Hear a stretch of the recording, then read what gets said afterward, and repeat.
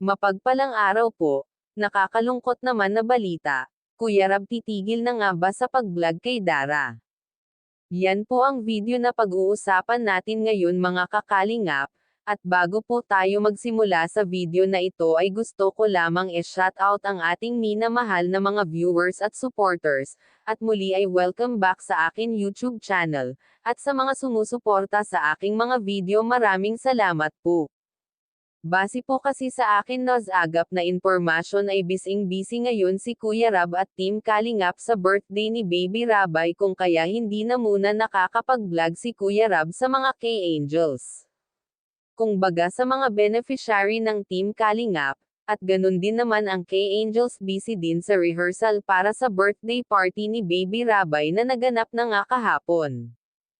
Kaya sa mga katanungan ng karamihan kung bakit hindi si Kuya Rab nagbablog sa mga K-Angels. Ito po ang dahilan ang pagka-busy nila sa pagre-rehearsal para sa birthday party ni Baby Rabay. At dahil nasanay na si Dara na maging party ng Team Kalingap at ito na ang itinuturing niya na pamilya ay masaya ito at nai-enjoy niya ang mga ginagawa niya sa Team Kalingap. At maganda naman ang pakikitungo sa kanya dito. Kaya si Dara ay masaya ngayon sa mga kasamahan niya sa Team Kalingap.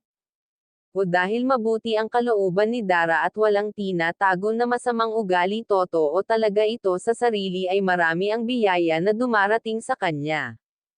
At mahal niya kung ano ang meron siya ngayon, at dahil marami ang tumutulong sa kanya kaya very thankful siya sa mga dumadating na biyaya sa kanya.